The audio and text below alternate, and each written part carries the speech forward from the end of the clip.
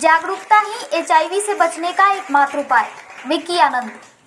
अंतर्राष्ट्रीय स्वयंसेवी संगठन लायंस क्लब इंटरनेशनल की स्थानीय इकाई लायंस क्लब छपरा सारण ने शहर के श्री नंदन पथ स्थित रेबल स्पोकन इंग्लिश इंस्टीट्यूट में एड्स दिवस पर एक सेमिनार आयोजित किया, जिसमें संस्थान के दर्जनों छात्र एवं छात्राओं ने अपने अपने विचार रखे।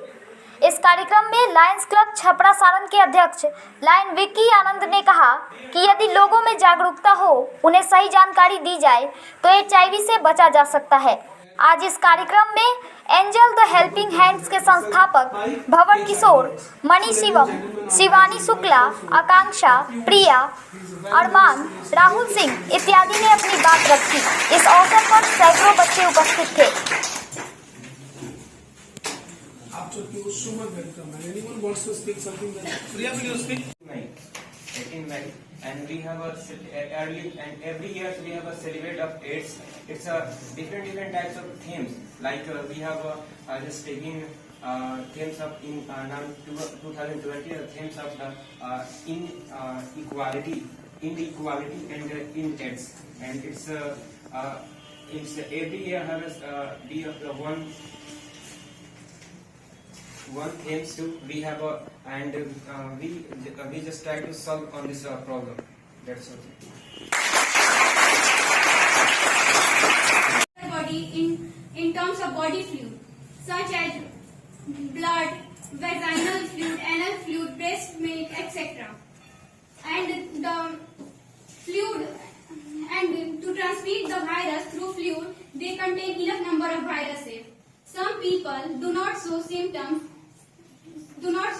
of HIV until month or even after years after contacting to the virus. But 80% of the people show its symptoms like a flu-like symptoms, which is also called acute retroviral syndrome.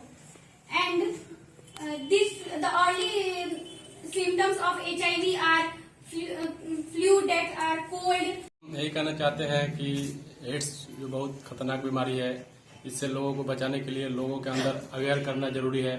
Specially गांव देहात area में बहुत लोग unaware हैं, इससे उन लोगों को अवेयर करना है और इस बीमारी से सबको बचाना है। बहुत बहुत धन्यवाद। एड्स से डरना नहीं है, लोगों को उनसे जागरूक करना है कि हमें इससे डरने की जरूरत नहीं है, हमें इसके आवाज उठानी चाहिए, हमें लोगों से डर के हटना नहीं है, हमें उन्हें बताना है कि बीमारी से डरो, रोगी से नहीं।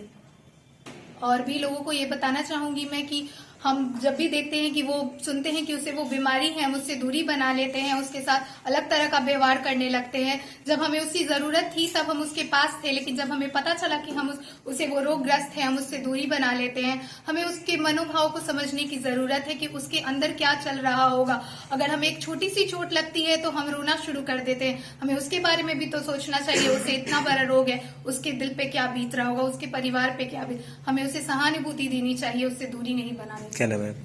प्रिया। मीडिया के माध्यम से जनता को ये मैसेज देना चाहेंगे कि हमें न सिर्फ इस तरह के अभियान में हिस्सा लेना चाहिए, बल्कि हमें इससे बचाव के उपायों को अपने जीवन में भी उतारना चाहिए और हमें समाज में जाके लोगों को जागरूक करना चाहिए, क्योंकि बिना जागरूक किए हम किसी भी समस्या का समाधान नहीं कर सकते। क्या नाम है? शिवानी शुक्ला।